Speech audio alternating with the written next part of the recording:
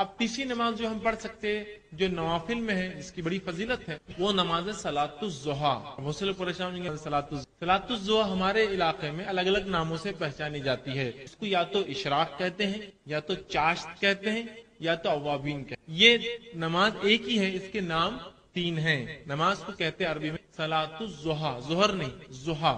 یہ نماز کیا ہے اور کب پڑھی جائے؟ تو اگر صلاۃ الضحیٰ بالکل سورج نکلتے ہی پڑھی جائے, طلوع آفتاب کے فوراً بعد پڑھی جائے, تو اس نماز کو اشراق کہا جاتا ہے. صلاۃ الضحیٰ کو سورج نکلتے ہی اگر پڑھا جائے فوراً اس کو کہتے ہیں اشراق. تو مسجدوں میں لکھا ہوتا ہے اشراق کا وقت, اور اشراق کا وقت یاد رکھیے فجر کے بعد سے اشراق کے وقت تک کوئی نماز ہو بھی نہیں سکتی, کہ تو وہ 20 منٹ طلوع آفتاب کے. 6 بجے اگر طلوع آفتاب ہے تو 6:22 کو اشراق شروع, یا 20 منٹ کا آپ کم از کم فرق لے لے ہمارے علاقوں. تو صلاۃ الضحیٰ کو اگر آپ اول وقت میں پڑھے سب سے تو یہ کہلاتی ہے اشراق. اس کی تعداد رکعتیں یاد رکھیے 2 سے لے کر 8 تک ہے. آپ اس میں 8 رکعت تک پڑھ سکتے. رسول اللہ نے اس سے زیادہ نہیں پڑھا صلاۃ الضحیٰ. تو اگر آپ فوراً سورج نکلتے ہی پڑھتے 2 رکعت کر کے پڑھیے, کم از کم 4 پڑھنا چاہیے, زیادہ زیادہ 8 کہتے ہیں. تو کوشش کیجیے اگر آپ ایک سلام سے پڑھ رہے ہیں تو پھر 4 رکعت پڑھیے. اگر وہ 4 رکعتیں پڑھنا چاہتے ہوئے بہتر ہے کہ آپ 2 کر کے پڑھیں, اس میں زیادہ انشاءاللہ. یہ بھی بہرحال 4 رکعت میں ہر نوافل سنت یہ ہے رسول اللہ نے عموماً کوشش کیجیے 2 کر کے. تو 4 رکعت یہ زیادہ 8 پڑھیے. تو فوراً سورج نکلتے پڑھے تو یہ نماز کہلاتی ہے اشراق.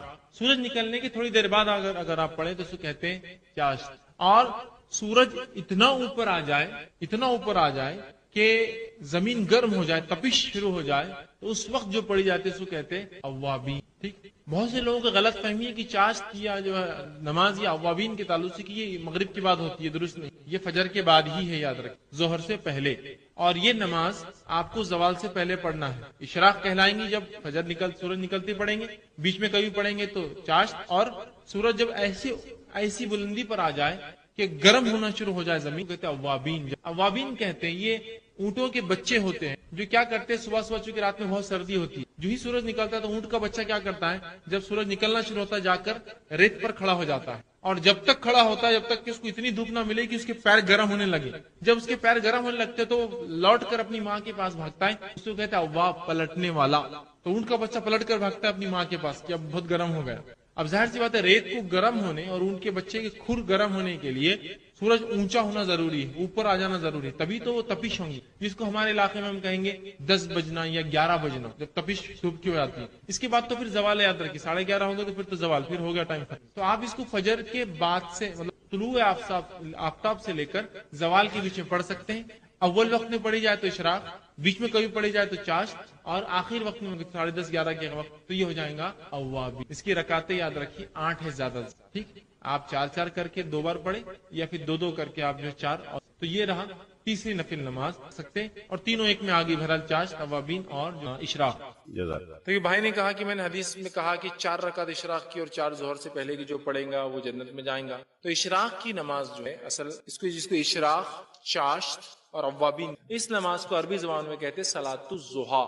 ظہر نہیں ہے, ضحیٰ, صلاۃ الضحیٰ. یہ نماز سورج نکلنے کے بعد سے لے کر زوال سے پہلے تک پڑھی جا سکتی ہے. سورج نکلنے کے بعد سے لے کر زوال تک, ظہر کے پہلے تک پڑھی جا سکتی. اس نماز کے نام الگ الگ وقتوں میں پڑھنے سے بدلتے جاتے ہیں. اشراق وہ جو سورج نکلتے ہی پڑھی جائے, چاشت اس کے بعد, اوابین ایسے وقت پڑھنا کہ سورج اتنے تیز ہو جائے کہ جس سے اونٹ کے بچے ان کے کھر گرم ہونے سے واپس اپنی ماں کی طرف بھاگے.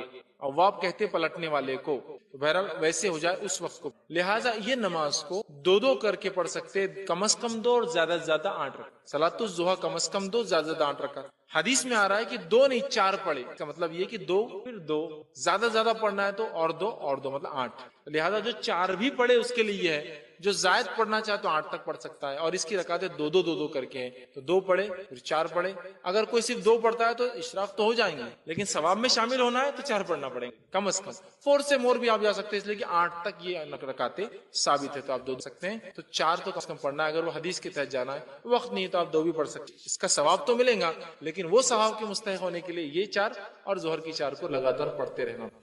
جس طرح سے پچھلی مرتبہ ہم نے نماز کے تعلق سے کچھ غلط فہمیاں اور اس کے بارے میں سجدہ سہو اور اس کے تمام چیزیں, اس کا طریقہ ہم نے دیکھا تھا. آج انشاءاللہ عزیز پھر ایک نماز سے متعلق ہی جو ہے ایک کڑی رکھنے کی آپ کے سامنے کوشش کروں گا. اور انشاءاللہ عزیز نماز با جماعت, اس کی اہمیت, اس کی فرضیت اور واجبیت, اور اس کو چھوڑنے والوں کا کیا انجام ہوگا, اور کچھ اس کے تعلق سے انشاءاللہ عزیز مسائل رکھنے کی میں جو ہے کوشش کروں گا کہ نماز با جماعت کے لیے جاتے وقت کی کچھ باتیں، جانے کے بعد کی کچھ باتیں، تو یہ تمام باتیں انشاءاللہ مختصر سے اس وقت میں رکھنے کی کوشش کروں گا، تاکہ بہت سی مرتبہ لوگ اس عنوان سے متعلق سوال کرتے ہیں کہ دو لوگ ہو تو جماعت کیسی ہوں گی، جماعت کے لیے جانے کا کیا معاملہ ہے، گھر میں پڑھ لے تو اس میں کیا مسئلہ ہو جائے گا، کچھ جگہ فجر کی نماز بہت تاخیر سے ہوتی ہے تو کیا ہم اپنے گھر میں جماعت بنا لے تو اس کا کیا مسئلہ ہوگا، اس طرح کی بہت ساری باتیں لوگ کہتے ہیں، اور امت مسلمہ کی اجتماعیت سے یہ سب باتوں کی بنیاد پر یا لا علمی کی بنیاد پر بہت ساری بار جو ہے ہم کٹ بھی جاتے ہیں۔ تو آئیے کچھ باتیں آج آپ کے سامنے میں جو ہے جماعت جو ہے نماز جماعت سے پڑھنے کی جو فضیلت اور چھوڑنے کے نقصانات کیا ہو سکتے ہیں یا کیسی وعیدیں اس کے تعلق سے وہ رکھنے کی جو ہے کوشش کروں گا۔ سب سے پہلی چیز تو یہ ہے کہ اسلام میں جتنے بھی فرائض ہیں، اگر آپ ان فرائض کو دیکھیں تو یہ باجماعت ہے۔ جیسا کہ توحید اگر چھوڑ دے، مطلب جو لوگ ایمان لاتے ہیں، شہادت دیتے ہیں، وہ ایک الگ مسئلہ ہوتا ہے، انفرادیت میں ہوتا ہے۔ اس کے علاوہ جتنے اعمال، نماز اجتماعیت میں ہوتی، ٹھیک ہے، اسی طرح جو روزہ اجتماعیت میں ہے، ایسا نہیں ہے کہ ایک جماعت یہ مہینے روزہ رکھے، اگلی جماعت وہ مہینے روزہ رکھے، اگلی جماعت یہ مہینے روزہ رکھے، تاکہ مختلف دنوں میں روزے چلتے رہیں، ایسا بھی نہیں۔ اسی طرح جو ہے زکوٰۃ اجتماعیت کا نظم ہے، بیت المال میں زکوٰۃ جمع ہوگی۔ حج اجتماعیت کا نظم ہے کہ تمام لوگ حج ایک ساتھ کرتے ہیں، حج کے لیے بھی کوئی وقت نہیں کہ 15 دن بعد ان کا وقت، 15 دن بعد ان کے بعد 15 دن بعد ان کا وقت، ایک ہی ہے۔ تو اسلام میں جماعت کے بغیر مسلمان کا تصور نہیں یاد رکھتا۔ اسی طرح نماز جو کہ ارکان اسلام میں دوسرا رکن ہے، شہادت کے بعد دوسری اہم جو ہے عبادت ہے، فرائض میں سے دوسرا فریضہ ہے، اس کے تعلق سے بھی یاد رکھیں اسے اجتماعیت میں ہمیں کرنا ہے، انفرادیت میں نہیں کرنا ہے۔ اور نبی اکرم صلی اللہ علیہ وسلم با جماعت نماز کے حکم دیتے ہیں۔ اللہ رب العزت کئی مرتبہ قرآن میں وَرْكَعُوا مَعَ الرَّاكِعِينَ ایک جگہ کہا کہ رکوع کرو رکوع کرنے والوں کے ساتھ۔ تو ظاہر سی بات ہے رکوع کرنے والوں کے ساتھ رکوع کرو، مطلب رکوع نماز کے اندر ایک اس کا رکن ہے جب نماز ہم پڑھتے ہیں، تو رکوع کرو رکوع کرنے والوں کے ساتھ، مطلب اجتماعیت میں نظم ہوگا۔ اسی طرح کہیں کہا کہ جب تم لوگ جو ہے جنگ میں ہو، جہاد پر ہو، تو ایک جماعت پہلے امام کے ساتھ کھڑی ہو جائے اور دوسری جماعت حفاظت کے لیے کھڑی ہو۔ تو گویا میدان جنگ میں بھی ہے اور ایک ساتھ لوگ نہیں پڑھ سکتے ہیں، تو آدھے آدھے پڑھ رہے ہیں کہ ایک جماعت نماز میں لگی ہے، دوسری جماعت حفاظت میں لگی ہے نا۔ تو گویا آپ صلی اللہ علیہ وسلم کے حکم، قرآن کے احکامات سے ہی پتہ چلتا ہے کہ ہمیں یہ چیز بھی اجتماعیت میں کرنا ہے۔ اور نماز با جماعت کا جو ہے ہر مسلمان کو اسلام نے حکم دیا، ہر مسلمان کو نبی اکرم صلی اللہ علیہ وسلم نے حکم دیا کہ ہم جب بھی نماز پڑھیں جماعت کے ساتھ نماز پڑھے، یاد رکھیں اجتماعیت اس معاملے میں قائم کریں۔ آپ صلی اللہ علیہ وسلم فرماتے ہیں، حدیث اس طرح سے ہے، اور یہ حدیث جو ہے ابو داؤد کی سنن نسائی میں آتی ہے۔ آپ صلی اللہ علیہ وسلم فرمایا، جس شہر یا دیہاتی آبادی میں 3 شخص رہتے ہو، مطلب جس جگہ چاہے دیہات ہو چاہے شہر ہو، اگر 3 مسلمان رہتے ہیں، ٹھیک، جس شہر یا جس دیہات میں 3 مسلمان رہتے ہو اور ان میں جماعت کا نظم نہ ہو، اور اگر یہ جماعت سے نماز نہ پڑھتے ہو، کوئی جماعت کا نظم نہ ہو، تو آپ فرماتے اور کہتے نہ ہو، تو ان پر شیطان غالب آ جاتا ہے۔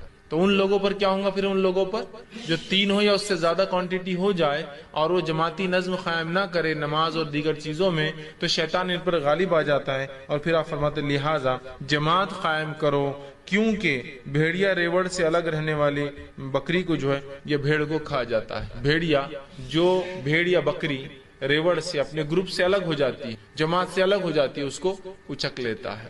تو یہاں نبی اکرم صلی اللہ علیہ وسلم نے اس بات کا خوف بتایا کہ اگر ہم جماعت سے نہیں نماز قائم کریں گے اور جس دیہات اور جس بستی میں 3 مسلمان ہو جائے اور اس کے بعد یہ عمل نہ ہو کہ وہ جماعت قائم نہ کرے، جماعتی نظم قائم نہ کرے، تو ایسی جگہ پھر شیطان آ جائیں گا اور شیطان جو ہے پھر اچک لیں گا۔ اور آپ نے وضاحت کی کہ جس طرح سے جو بھیڑ یا بکری، ریوڑ سمجھتے نا، پورا گروپ میں چلتی، جتھے میں چلتی، الگ ہوتی ہے، بھیڑیا اسی پہ حملہ کرتا ہے، چونکہ پورے بکریوں پہ حملہ نہیں کرتا، بیچ میں آ کے کبھی حملہ نہیں کرتا ہے۔ تو کہا بھیڑیا ایسی ہی بھیڑ پہ حملہ کرتا ہے جو ریوڑ سے گروپ سے الگ ہو جاتی ہے۔ تو لہٰذا یہاں بجماعت نماز کی اہمیت بتائی جا رہی ہے۔ اگر ایسا نہ ہوا تو شیطان ان لوگوں پر، اس بستی والوں پر، اس شہر والوں پر غالب آ جائیں گا اور ان کو جو ہے وہ بکھیر دیں گا، یاد رکھیے، مطلب اللہ کی اطاعت اور اس کی بندگی سے دور کر دیں گا۔ تو یہاں پتہ چل رہا ہے بجماعت نماز کی کیا اہمیت۔ اسی طرح دوسری ایک روایت میں آپ صلی اللہ علیہ وسلم فرماتے اور کہتے ہیں،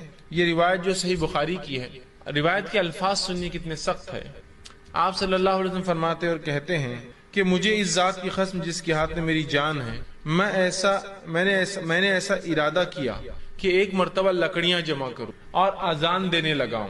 جب اذان ہو جائے تو کسی اور کو نماز کے لیے آگے بڑھا دو، جب وہ نماز شروع کر دے تو پھر میں بستی اور شہر میں نکلوں اور ان تمام لوگوں کے گھر کو آگ لگا دوں جو بنا کسی عذر کے وجہ کے گھر میں جو ہے نماز پڑھتے ہیں۔ میرا دل چاہا کہ ایک مرتبہ جو ہے میں لکڑیاں جمع کروں اور اذان دینے لگاؤں اور خود نہ نماز پڑھاتے ہوئے کسی اور کو اپنے جگہ مصلی پہ کھڑا کر دوں اور پھر نکلوں اور نکل کے ان لوگوں کے گھر کو آگ لگا دوں جو بنا کسی وجہ کے عذر کے جو ہے وہ نماز با جماعت میں شریک نہیں ہوتے، بس ان کے گھروں کو جلا دوں۔ مسند احمد کی روایت میں اضافی الفاظ ہے، اگر مجھے چھوٹے بچوں کا اور عورتوں کا خوف نہ ہوتا تو میں ان کے گھر جلا دیتا۔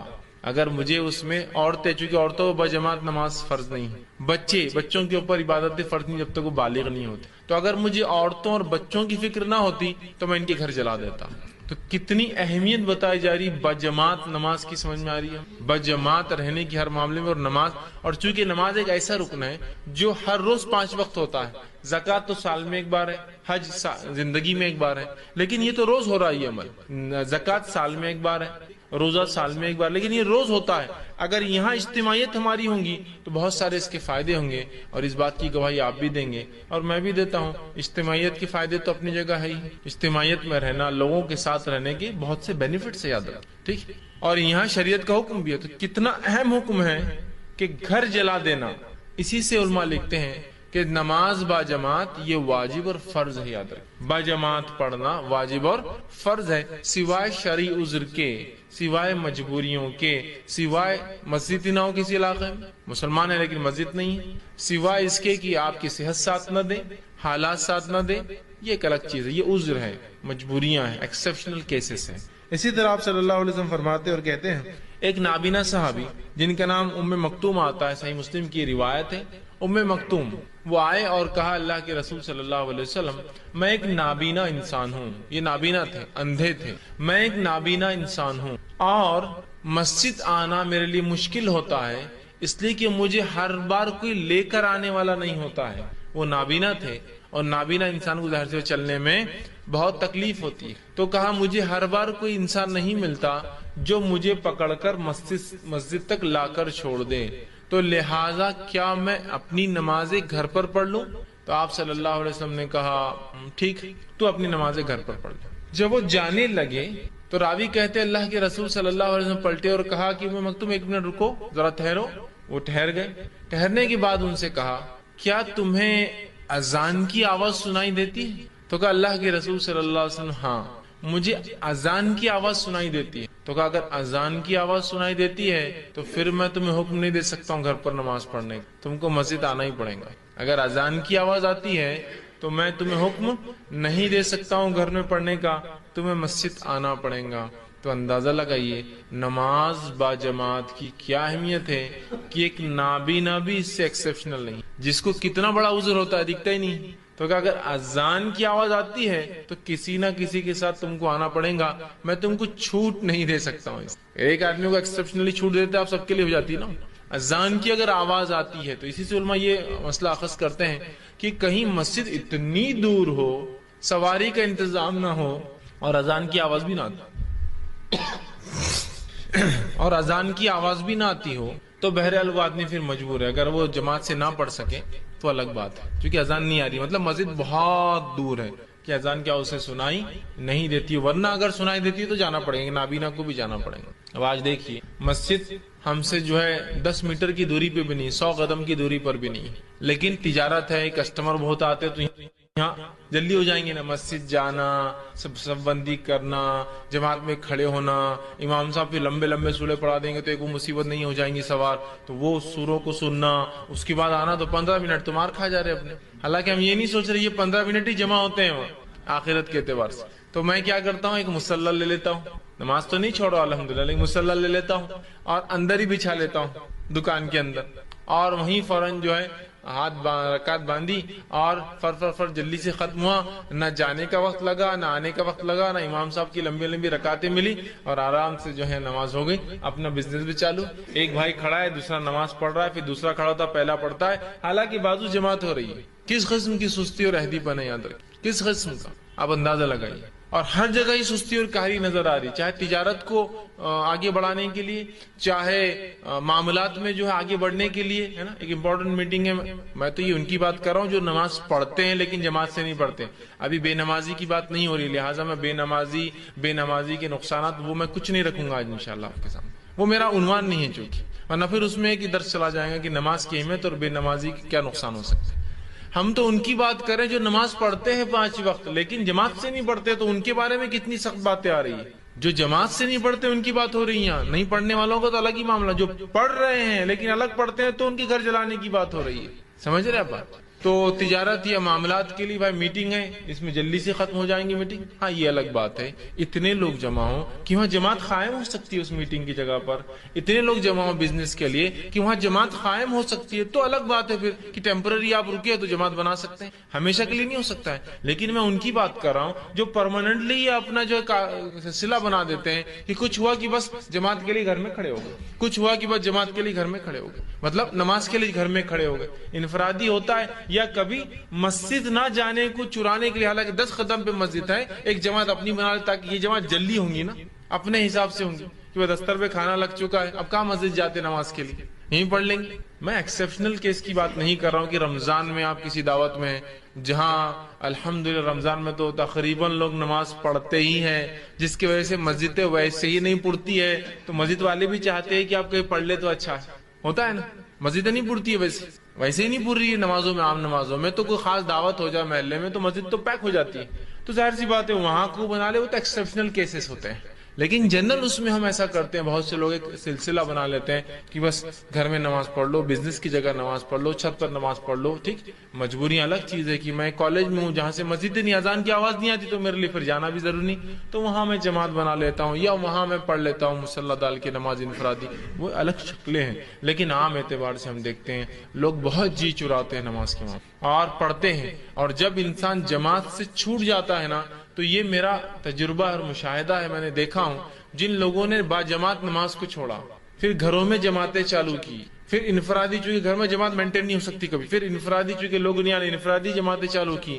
اس کے بعد ایک زمانہ پھر تاخیر سے نماز پڑھنے لگے، حالانکہ نماز چھوڑنے کی وجہ تھی لوگ اول وقت میں نہیں پڑھتے بلکہ میں گھر میں پڑھوں اپنی جماعت میں، پھر تاخیر سے پڑھنے لگے، اور پھر حال یہ ہو گیا کہ نمازوں کو جمع کر کے پڑھنے لگے، اور پھر حال یہ ہو گیا کہ تھوڑے دن بعد بے نمازی بن گئے۔ تھوڑے دن سے مراد کچھ سالوں اور کچھ وقت میں بے نمازی، کہ نماز کی پرواہ ہی نہیں، بیٹھے ہیں تو جو بیٹھے ہیں تو ظہر اور عصر کا وقت بھی ہوگا مغرب تک، چلو میں تو مسافر ہوں، میں تو سفر میں آپ سے ملنے آیا ہوں، میں تو جمع کر رہا ہوں، لیکن جو مقیم ہے وہ بھی میرے ساتھ بیٹھا ہے، اچھا ظہر اور عصر مل سکتی ہے، مغرب اور عشاء مل سکتی ہے نا، لیکن ایک انسان عصر سے میرے ساتھ مغرب بھی بیٹھا ہے، عشاء تک بیٹھا ہے، میں تو اپنی ظہر عصر ملا کر آیا ہوں لیکن پھر بھی وہ بیٹھا ہے، حالانکہ بڑا علامہ بتاتا ہے اپنے آپ، لیکن چونکہ پہلے کہا یہ اول وقت میں نہیں پڑھتے، الگ پڑھتا ہوں جماعت سے، پھر جماعت ختم ہوئی، پھر انفرادی، اور نماز ہی پوری مکمل چھوٹ گئی پھر ایسے لوگوں سے۔ تو بڑی احتیاط کریں، با جماعت نماز کو کبھی معمولی نہ سمجھیں، ہر بار کوشش کریں کہ جماعت کے ساتھ پڑھوں۔ اس کی بڑی اہمیت ہے کہ ایک نابینا کو بھی اس سے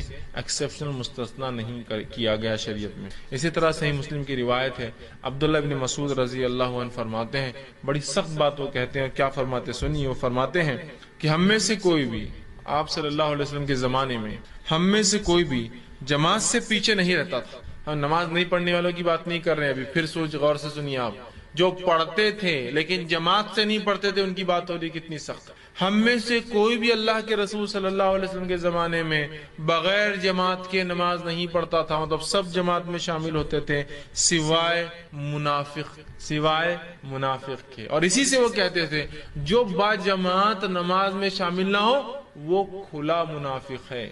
چھپا منافق تو جماعت سے بھی نماز پڑھنے آتا تھا، کچھ کھلے منافق تھے جو جماعت سے نہیں پڑھتے تھے آپ کے زمانے میں بھی، کچھ چھپے تھے، چھوٹے موٹے منافق آ جاتے تھے ڈر کے، لیکن بڑے بڑے منافقین جو تھے وہ نہیں آتے تھے۔ تو کہا سب آتے تھے سوائے منافق کے، اور جو نہیں آتا تھا ہم سمجھ جاتے تھے یہ منافق ہے، پھر کہتے ہیں سوائے منافق کے اور بیمار کے لیکن بیمار کو بھی ہم میں سے دو لوگ کاندھے پہ ڈال کے لا کے کھڑے کر دیتے. منافق تو آتا ہی نہیں تھا سوائے بیمار کے، مطلب بیمار لوگ نہیں آتے، لیکن بیماروں کو بھی دو لوگ مل کر اٹھا کے لاتے تھے، کاندھے پر لا کے کھڑے کر دیتے، بیماروں کو بھی لا کر کھڑے کر دیا تھا. دیکھیے با جماعت نماز نہ پڑھنے کے تعلق سے کیا بتا رہے صحابہ کی منافقت کی ایک علامت ہے، چونکہ منافق ہی با جماعت نماز میں نہیں آتا ہے. دوسرا، بیمار بھی ہوتا تو اٹھا کر لایا جاتا نماز کے لیے. آج تو ہماری بیماریوں کا کیا کہنا ہے نا، کیا ہو گیا بھائی آج نماز اپنے جماعت سے نہیں پڑھی، آج میرے کو 3 چھینکیں آ گئی صبح صبح. اور 3 چھینکیں تو بہت زیادہ ہوگی آپ کے لیے ہے نا، اتنی صحت کہاں دی اللہ نے آپ کو 3 چھینکیں برداشت کر سکے، چوتھی چھینک میں تو ہارٹ اٹیک آ جائیں گا آپ کو. ٹھیک ہے، اچھا کیا آپ نے آج نماز پڑھی. ارے آج آپ با جماعت نماز میں دکھ نہیں رہے 2-4 دن سے، ارے بہت زیادہ بیمار ہونا. کیا بیماری ہے آپ کی؟ وہ ہاتھ میرا روز دکھ رہا. اچھا تو آفس بھی نہیں جا رہے؟ نہیں آفس تو جانا پڑتا نا، مجبوری ہے. اچھا پھر آپ اسکول کالج میں؟ نہیں وہ اس کے بغیر تھوڑی چلتا. اچھا پھر آپ دن بھر گھر میں؟ نہیں صرف نماز کی حد تک نہیں آ رہا ہوں میں، اس لیے کہ وہ پوری تکلیف درد دکھ نماز کے ٹائم ہی ظاہر ہوتا، دینی کوئی کام کے ٹائم ہی ظاہر ہوتا. ہاتھ دکھنے کیا تعلق جماعت سے؟ ہاتھ تو دکھ ہی رہا ہے نا، ایسے بھی دکھ رہا ہے ویسے بھی دکھ رہا ہے، کچھ نہ کرو بھی تو دکھ رہا ہے، لے کے چلو اس کو ساتھ اپنے. ہو سکتا ہے اللہ کے ذکر میں ہوں گے تو اللہ اس کو شفا دے دیں گے، لیکن وہ نہیں ہوتا ہے. اللہ کے رسول صلی اللہ علیہ وسلم کے تعلق سے آتا ہے، آپ کی وفات سے کچھ دن قبل آپ نے چلنا پھرنا بند کر دیا تھا، آپ چل پھر نہیں پا رہے تھے، خود سے اٹھ نہیں پا رہے تھے، بلکہ آپ نے جب نماز کے لیے ارادہ کیا 2 دن پہلے یا 3 دن پہلے، روایتوں مختلف الفاظ ارادہ کیا، تو آپ کھڑے ہو کر گر جاتے تھے. مطلب اتنی طاقت نہیں تھی قدموں میں کہ چل سکے، آپ گر جاتے. روایت میں کہ آپ اٹھے، وضو کیا، کھڑے ہوئے اور گر گئے، چونکہ پھر بے ہوش ہو گئے، بے ہوشی سے وضو ختم ہو جاتا ہے، اس لیے کہ پتہ نہیں انسان نے کیا کیا. پھر آپ اٹھے، پھر وضو کیا، پھر گر گئے، پھر آپ اٹھے، پھر وضو کیا اور پھر گر گئے. یہ کیفیت تھی آپ کی، اتنی کمزوری تھی. اس میں آتا ہے کہ اللہ کے رسول اتنی کمزوری میں بھی ہم 2 صحابہ کو بلاتے اور دونوں کے کاندھوں پر ہاتھ رکھتے. آپ کے پیر ڈالنے کی طاقت نہ تھی تو آپ صلی اللہ علیہ وسلم پیر رگڑتے جاتے مٹی، مطلب آپ چل نہیں سکتے، تو اب ظاہر سے ایک آدمی کاندھوں پہ 2 لوگوں نے ڈال لیا اور کھینچ کے لے جاتے. ویسے آتے تھے اور آپ نے ہمیں کچھ دن بیٹھ کر نماز پڑھائی، پھر لیٹ کر نماز پڑھائی، اور پھر ابوبکر صدیق نماز پڑھاتے تھے اور آپ سے پیچھے لیٹتے، چھوڑی نہیں لیکن لیٹ کر پڑھی.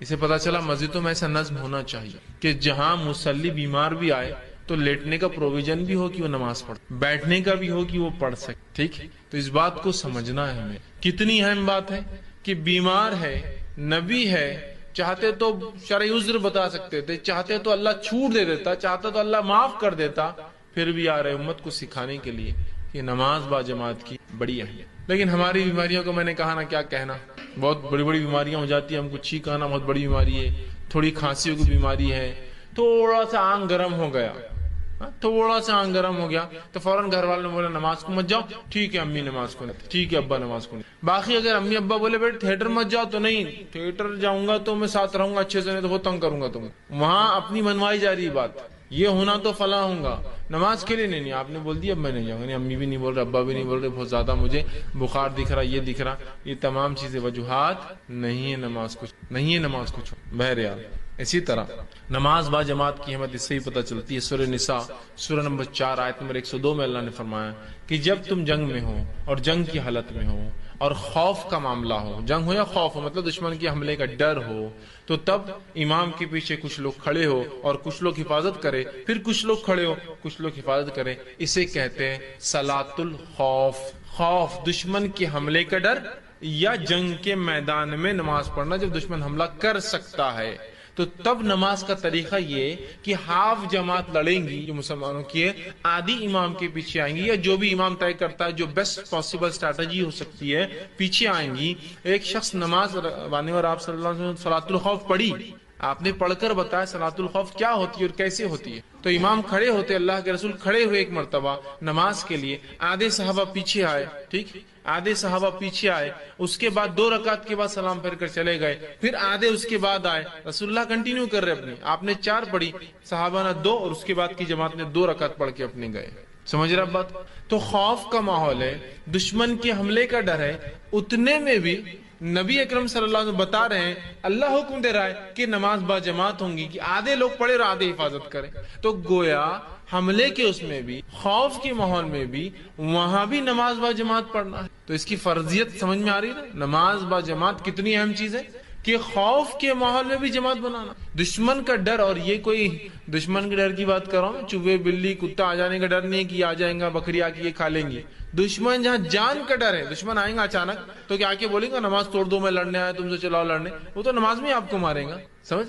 تو وہاں بھی کہا کہ آدھے لوگ حفاظت کے لیے کھڑے ہوں گے، آدھے لوگ صلاۃ الخوف.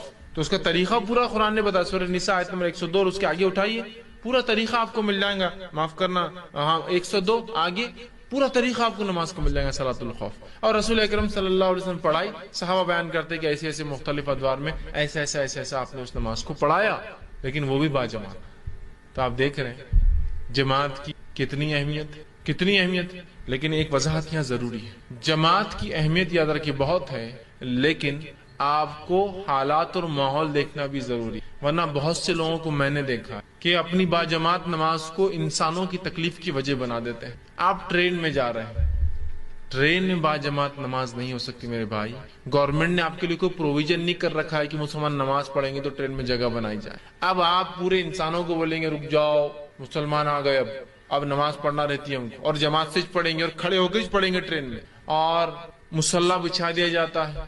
ایک آدمی وہ جو جگہ ہوتی ہے جہاں سے لوگ جا رہے ہیں پیشاب کے لیے، پیخانے کے لیے، مطلب ٹوائلٹ یوز کرنے کے لیے، پانی لینے کے لیے، ہاکرز جو لوگ بیچنے والے ہیں کچھ کھانے پینے وہ گھوم رہے ہیں، وہاں وہ جا کر امام کھڑا ہو جاتا ہے اور دو آ کے مستعد کھڑے ہو جاتے ہیں، جیسا صلاۃ الخوف، مطلب دشمن سے جنگ چل رہی ہے اور پیچھے نماز ہو رہی ہے، اور جماعت باندھی جاتی ہے. پھر جو لوگ بیٹھے مسلموں کا چلو ہٹو اٹھو، چلو چلو عورت تم چلو، عورت کو ہٹا ایسے اوپر بھیجو، یہ کرو. پوری ٹرین مطلب ایسا ہوتا ہے کہ آپ کے لیے مخصوص کر دی جاتی ہے، پوری ٹرین اتھل پتھل چلو، اور بیچارے لوگ ڈر کے بعد داڑھی والے لوگ ہیں، اور پہلے ایسا امیج میڈیا نے کریٹ کر دیا، پتا نہیں کچھ زیادہ ہو تو نکالے اور چلو اس کو اڑا دو، اس کو اڑا دو، اس کو اڑا دو. وہ بیچارے ڈر کے فوراً عورتیں اوپر بیٹھ جا رہی ہے، بچے یہ ہو جا رہے ہیں، یہ ہو جا رہے ہیں، اور آپ جماعت سے نماز پڑھ رہے ہیں. نہیں، سواری پہ رسول اکرم صلی اللہ علیہ وسلم جماعت سے نماز ثابت نہیں. ہاں سواری میں سہولت ہو، جیسے کہ اگر آپ سعودی عرب جائیے گلف کنٹریز میں تو وہاں ٹرین میں جیسے ہمارے پاس پینٹری کار ہوتا ہے نا، وہاں ٹرین میں ایک مسجد کا ڈبہ ہوتا ہے پورا، کھانے پینے کا ایک ہوتا ہے، آپ دیکھیں کینٹین. تو ویسے مسلم کنٹریز میں ٹرین کے اندر ایک ڈبہ ہوتا ہے، مسجد رہتی ہے، وہ وہاں جا کے آپ پڑھیے کتنا بھی، چونکہ وہ مسجد ہے خاص، اسی کے لیے رکھا گیا ڈبہ. یہاں نہیں ہوگا. یا بس ہے اور بس کو آپ بول دیں کہ بس روک دو، بس ہم مسلمان ہیں، ہم کو جماعت سے نماز پڑھنا ہی پڑتی، اور بیچارے بس کے 40 مسافر جو ہے انگلیاں توڑ توڑ کے بددعائیں دے رہے ہیں آپ کو کہ ہم کو جلدی جانا ہے، فلاں مسئلہ ہے. آپ بولے نہیں، 5 ٹائم بس رکیں گی پوری سفر کے اندر، اور جھگڑا چالو نہیں. سفر میں تو آپ اترے، وضو کیا، بس میں بیٹھے، جہاں بیٹھے وہاں رکعت باندھ لی. ہوگا سہولت ہے تو ایک آدمی رکعت باندھے، پیچھے اس کی سیٹ والے بیٹھے، آواز آ رہی تو ٹھیک، نہیں پڑھ سکتے بس نہیں، اپنی اپنی پڑھے. اس لیے کہ نبی اکرم صلی اللہ علیہ وسلم کو دیکھا گیا آپ سواری پڑھتے اور اکیلے نماز، اور آپ قبلے کا بھی وہ نہیں کرتے، قبلہ دوسری جانب ہوتا آپ دوسری طرف نماز پڑھتے، مطلب سواری پر قبلہ بھی کوئی شرط نہیں ہے. تو یہ وضاحت، ورنہ جماعت کی وہ ہو گئی اور آپ چلتے پلینے بولیں گے اب ہم سب جماعت سے نماز پڑھیں گے، کرو پورا پریشانی کیا کر رہے، نیا مسئلہ ہی. حالانکہ سعودی ایئر لائنز میں پروویژن ہوتا ہے جہاں نماز کا، اور اتنی جگہ وہ خاص رکھتے ہیں جہاں وہ بھی ان کے کرو کے لوگ بھی پڑھتے ہیں، کیپٹن بھی آتا ہے پڑھتا ہے، اور دوسرے لوگ بھی پڑھتے ہیں، ڈائریکشن بھی کنٹینیو قبلے کا دیتے رہتے. کہاں ہے وہ ایک الگ شکل ہے. لیکن آپ کوئی بھی فلائٹ میں یہاں بیٹھ کر پڑھیے، سہولت نہیں ہے اور کھڑنا رسک بھی ہوتا ہے. نہیں اب با جماعت نماز تو پلین میں بھی ہوں گی، اور تاکہ اللہ کے پاس گواہی رکھ ہوا میں بھی ہم جو ہے جماعت سے پڑھ رہے تھے نماز، اور لوگ ضد کرتے ہیں، لوگ پریشان ہو جاتے ہیں، سب کو تکلیف ہوتی ہے، اور ایک عجیب منظر کھنچ جاتا ہے کہ کیسا عجیب سخت قسم کا دین ہے جو ان کو سہولت نہیں دیتا ہے. عام حالت میں سہولتوں میں باجماعت نماز فرض ہے. مجبوریاں ہیں، مشکلیں ہیں، حالات ہے، ٹھیک ہے، سفر ہے، سواری ہے، یہ سمجھنے کی ضرورت ہے. کہ ایک واقعہ سے پہلے میں نے سنایا تھا، آپ لوگوں نے سنا ہوگا، ایک میں نے دیکھا تھا کہ کچھ لوگوں نے جماعت سے نماز کھڑی کر دی ٹرین کے اندر. حالت یہ ہوئی کہ ایک عورت جو سفر میں تھی، اس کے بعد اتنی سہولت نہ تھی کہ اپنے بچے کو ڈائپر پہنا سکے، اس کے بچے نے پیخانہ کر دیا، اور ہماری نماز تو ختم ہو رہی نہیں، باجماعت پڑھے نا، پوری ٹرین بلاک. وہ بیچاری بیٹھی، کیا تصور اس نے اسلام کا لیا ہوگا. یہ کیسے لوگ ہیں کہ مجھے بنیادی سہولتیں استعمال کرنے سے بھی ان کی جماعت نے، ان کی عبادت نے، یہ نہیں ہونا چاہیے، یہ نہیں ہونا چاہیے. یہ چیز کو سمجھنا بے انتہا ضروری ہے ہم لوگوں کہ جماعت سے نماز بھی پڑھنا ہے، لیکن انسانوں کا جب معاملہ آ گیا تو حقوق العباد ترجیح لے جاتے حقوق اللہ پر. معلوم آپ کو یہ بات بھی سمجھیے، جماعت کی میں بات کر رہا ہوں. آپ بولیں گے ایسا کیسا، بندوں کے حق اللہ کے اوپر بھی فوقیت لے آتے ہیں؟ ہاں لے جاتے ہیں. یہی اللہ کے رسول جو فرما رہے ہیں میرا دل چاہتا ہے لوگوں کے گھروں کو آگ لگا دو جو مسجد میں نماز نہیں پڑھ کے گھر میں پڑھتے ہیں. یہی اللہ کے رسول صلی اللہ علیہ وسلم فرماتے ہیں جو پیاز اور لہسن کا ہے وہ ہماری مسجدوں میں داخل نہ ہوں. کیا کہہ رہے ہیں؟ مسجد میں جو نہیں آتے گھر جلا دو. یہی اللہ کے رسول جو پیاز اور لہسن کا مسجد میں نہ، چکے بندوں کے حق مارے جاتے، پیاز لہسن سے بدبو آتی ہے جس سے انسانوں کو تکلیف ہوتی ہے. دوسرا فرماتے ہیں جب کسی کو بیت الخلا جانا ہو، رفع حاجت کو جانا ہو، پیشاب پیخانے کو جانا ہو، وہ جماعت میں بعد میں شامل ہو، پہلے رفع حاجت کو جائے تو انسان یہاں ہے، بندوں کا حق پہلے آ گیا، رفع حاجت پہلے اور عبادت بعد میں. جس کو بھوک لگی ہو اور مغرب کا وقت ہو تو وہ کھانا کھا لے، اگر اسے امید ہے آخر رکعت بھی مل جائیں گی تو پہلے کھانا ختم کرے پھر آخر رکعت میں شامل ہو. کھانا پہلے نماز بعد میں، بندوں کا. تو میں بھی اسی لیے کہہ رہا ہوں جب ٹرین میں ہیں، بسز میں ہیں، سہولتیں نہیں ہوتی تو وہاں کیا کریں گے آپ؟ وہاں جماعت کا اہتمام نہیں ہو. اس بات کو سمجھنے کی ضرورت ہے. آپ اسی کی طرح نماز با جماعت کی کیا فضیلت آتی ہے، فضیلت بھی رکھتا ہوں. جب اتنی وعید کی گئی تو فضیلت کیا بتائی گئی؟ آئیے آپ صلی اللہ علیہ وسلم نماز با جماعت کی فضیلت بتاتے ہیں اور فرماتے ہیں، صحیح بخاری کی روایت ہے، جماعت کے ساتھ نماز جو پڑھی جاتی ہے وہ اکیلے نماز پڑھنے کے مقابلے میں 27 درجے 27 ٹائمز اچھا ہے، افضل ہے، زیادہ ثواب دینے والی چیز ہے. جماعت میں جو نماز پڑھی جاتی ہے وہ انفرادی نماز کے مقابلے میں 27 ٹائمز 27 درجے زیادہ ثواب دیتی ہے. کتنی بڑی بات بیان ہے، 27 درجے ماشاء 27 ٹائمز ثواب ملتا ہے. لیکن اس سے ایک بات اور نکلتی جو علماء نکالتے ہیں، مسئلہ یہ کہ باجماعت نماز نہ بھی کوئی پڑھے تو نماز تو قبول ہو جائے گا. اس لیے کیا فرمایا؟ 27 درجے زیادہ، مطلب اس کو 27 لیس ہے لیکن نماز نہیں ہوتی. ایسا نہیں ہوگا. میں اس لیے کہہ رہا ہوں ورنہ پھر ایک نئی غلط فہمی کہ جماعت سے میں نے کہہ دیا تو آپ دوسرے پہ الزام فتوی لگا دیتی نماز ہی نہیں ہوتی. نہیں، وہ بہت بڑا گناہ کر رہا ہے کہ وہ نماز کو ایسا کر کے جو ہے بہت اپنے نفس کو نقصان میں اور ظلم میں ڈال رہا ہے. لیکن پھر بھی شرعی عذر کے تحت، مجبوریوں کے تحت، حالات کے تحت یا کوئی پڑھ لیتا ہے تو ثواب سے تو محروم ہے لیکن نماز ہو جائے. یہ بات بھی سامنے آ رہی ہے. 27 درجے زیادہ ثواب ملتا ہے. کتنی بڑی بات ہے نا. اب لیکن 27 درجے زیادہ ثواب، اس سے کیا ہوتا؟ یہ کیلکولیشن ہمارے پلے پڑتا نہیں نا. اگر میں آپ کو یہ کہوں کہ آپ اگر ایک پروڈکٹ لا کر سیل کریں تو آپ کو ڈبل منافع ہوگا، 2 گنا منافع، 2 ٹائمز. تو یہ ہم کو برابر سمجھ، 2 ٹائمز 1000 کی چیز 10 روپیز پروفٹ، 2 ٹائمز 200. اوہ حساب بالکل کلیئر ہے. 3 ٹائمز پروفٹ، 3 درجے زیادہ منافع. اوہ 300 روپے بالکل کلک ہو رہے ہیں ہم کو. اور 4 درجے زیادہ منافع. اوہ 4. یہ 27 درجے سمجھ میں نہیں آتا لیکن ہم کو دین کہنا کو مسئلہ نہیں. اللہ بڑھا دیں گا ہو سکتا ہے بعد میں، چلو ایزی لے لو. میں یہ بتانا چاہ رہا ہوں کہ دنیا میں کیسے حساب کرتے ہیں. یہ 1 گنا 2 گنا زیادہ پروفٹ دور کی بات ہے. جو لوگ اوریجنل بل بزنس کرتے ہیں وہ یہ سب چیزیں جانتے ہیں. روپے 2 روپے اور 4 روپے کی بڑے ٹرن اوور کے اندر کیا نقصان اور کیا فائدے ہو سکتے ہیں. سمجھتے ہیں آپ؟ 25 پیسے بھی اگر ایک کسٹمر کو آپ یوں چھوڑتے ہیں، ایک دن میں 100 کسٹمر آتے ہیں تو منتھ کے اندر اتنا ہوتا ہے اتنا آپ کا ٹیلی فون بل ہوتا ہے، اتنا نکل جاتا ہے آپ کا کاسٹ. سمجھ رہے آپ؟ تو جو ٹرن اوور بزنس کرتے ہیں وہ جانتے ہیں روپے کا کیا وہ ہوتا ہے. ایک صاحب تھے وہ بزنس کرتے تھے، دن بھر میں جو ہے 25 کنٹل شکر بیچتے تھے اور سب سے کم کاسٹ میں ان کی شکر بکتی تھی. اتنا کم کی جتنا ہول سیل ملتا اتنے ریٹ میں بیچتے تھے. جب ان سے پوچھا گیا کہ پھر آپ کا منافع کیا ہے تو اس زمانے میں شکر وہ موٹے موٹے تھیلوں میں آتی تھی. تو کہا منافع میرا یہ تھیلا ہے 100 روپے میں بکتا ہے بعد میں، تو 25 کنٹل بیچتا ہوں ٹرن اوور پہ اور 2500 روپے تھیلے کی ملتے ہیں، شکر میں نہیں کماتا ہوں، ٹرن اوور پہ بزنس کرتا ہوں، ہے نا. تو وہ آدمی بولے گا یار 1 گنا کا کیا ہوتا ہے، 1 ٹائم مور پروفٹ مطلب 100 ٹائم ہو جاتا ہے نا ایگزیکٹلی. 1 درجہ 1 گنا مطلب ملٹیپل آف، تو وہ ہوتا ہے 100 ٹائمز ہوتا ہے ایگزیکٹلی. اس سے 100 روپے کا 200 ہونا ہوتا ہے 100 ٹائمز ہو جاتا ہے، 300 ہونا تو 27 درجے.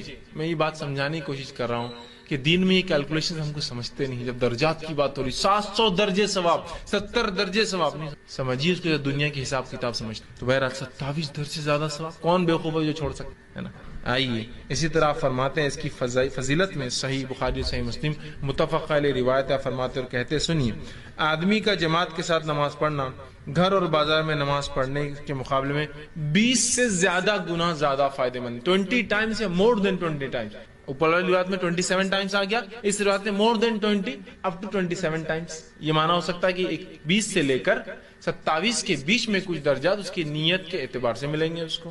تو کہا زیادہ درجے کی فضیلت رکھتا ہے اس لیے کہ ایک انسان جب اچھے سے وضو کرتا ہے اور صرف اللہ کے لیے.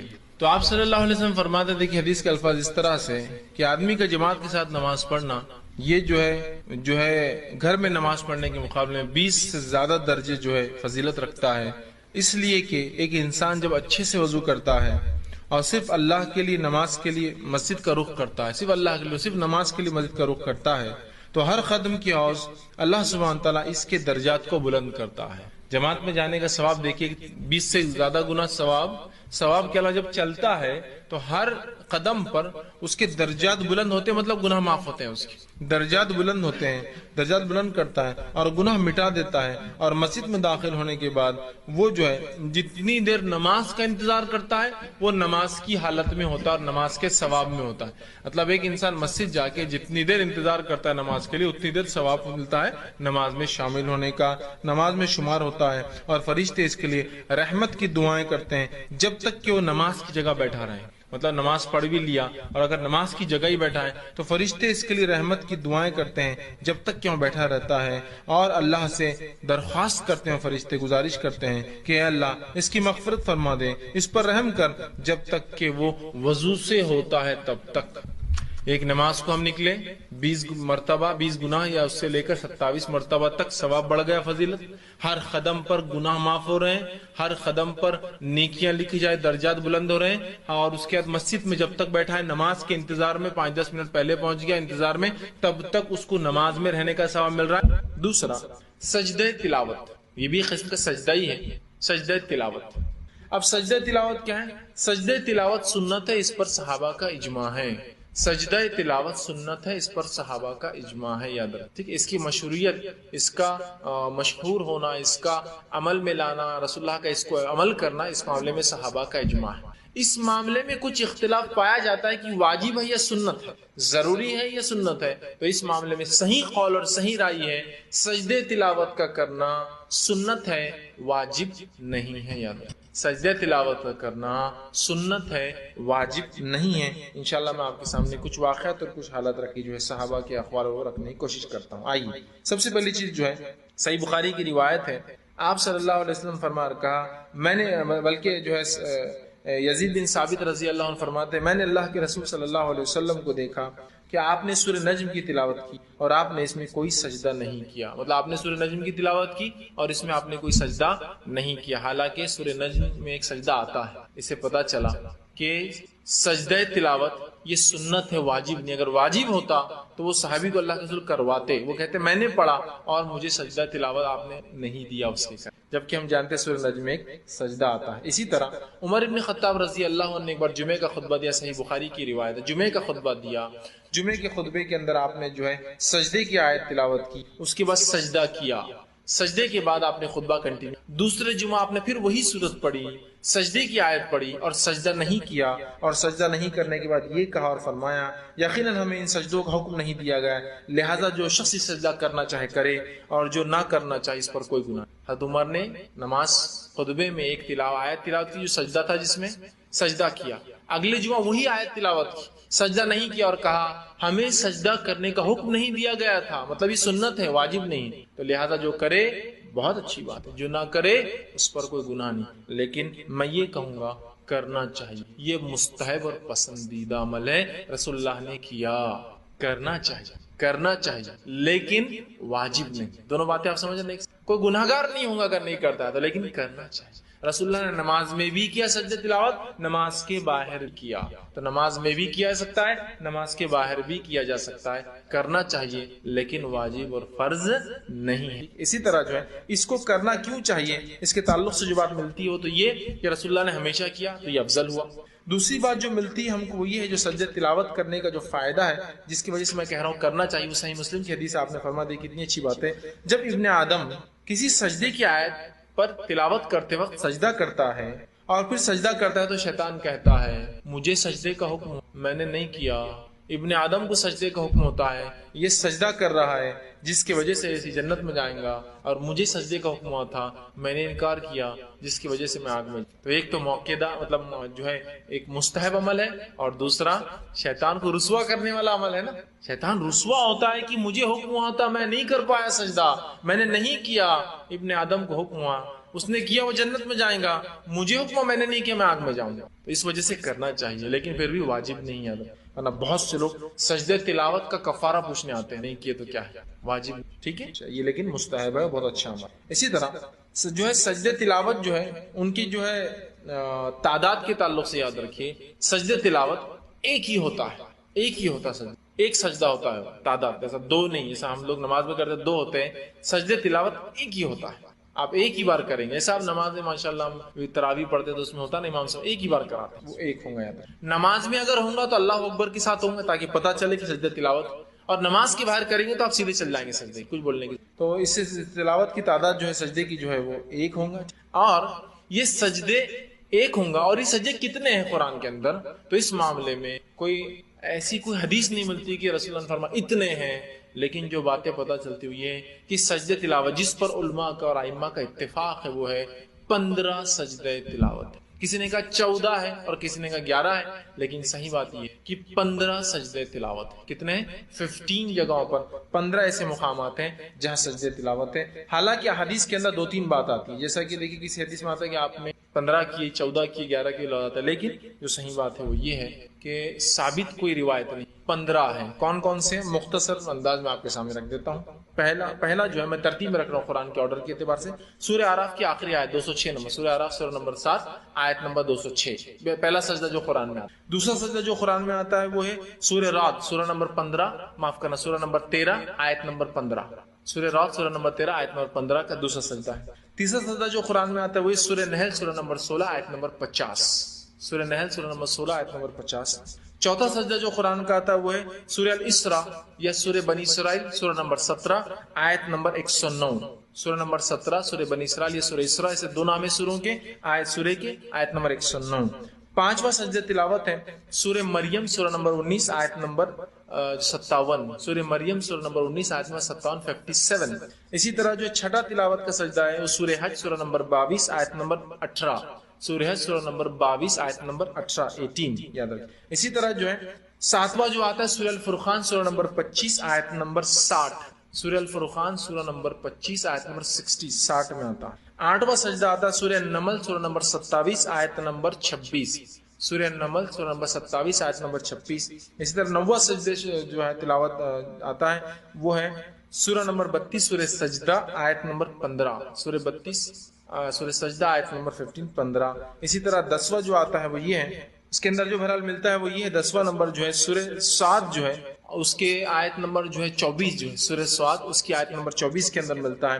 11واں جو ہمیں ملتا ہے وہ یہ ہے کہ سورہ حامیم سجدہ یا سورہ فصیلت سورہ نمبر 41 اس کی آیت نمبر جو 38 یاد رکھیے. اور اسی طرح جو ہے 12واں جو ملتا ہے وہ ہے سورہ نجم سورہ نمبر 53 آیت نمبر 19 کے اندر ملتا ہے. اور اس کے بعد جو ہے دو سجدے جو ملتے ہیں وہ ایک ہی صورت کے اندر، سورہ حج کے اندر دو سجدے آتے ہیں. سورہ حج اس کے اندر علماء مختلف ہے رائے کے اندر کہ یہ مانا جائیں گا یا یہ نہیں مانا جائیں گا. ٹھیک ہے، اس معاملے میں اختلاف ہے جس کی وجہ سے تعداد 13 ہو جاتی ہے، 14 ہوتی ہے، کسی کے نزدیک 15 ہوتی ہے. تو سورہ حج کے اندر جو ہے دو بار جو آئیں گے، جیسے سورہ حج کا ایک بار میں نے آپ کو اس سے پہلے لی سورہ نمبر 22 آیت نمبر 18، اور دوسرا جو ہے مختلف رائے جو علماء کی وہ یہ ہے کہ سورہ حج سورہ نمبر 22 آیت نمبر جو ہے 77، اس کے اندر بھی جو ہے ایک سجدہ جو ہے تلاوت کا جو ہے بہرحال جو ہے آتا ہے. تو اس طرح سے یہ سجدوں کی آیتیں اور یہ نمبر تھے جو میں نے آپ کے سامنے کوشش کی.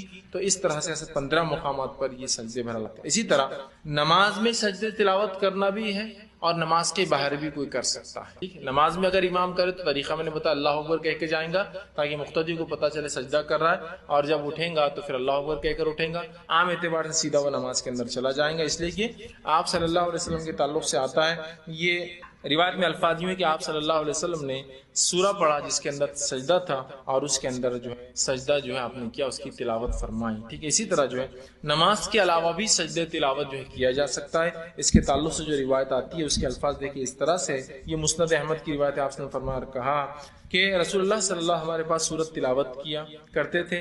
آپ صلی اللہ علیہ وسلم جو ہے سورت تلاوت کر کے سجدے کی آیت تلاوت فرماتے اور سجدہ کرتے، مطلب رسول اللہ صلی اللہ علیہ وسلم سجدہ کرتے.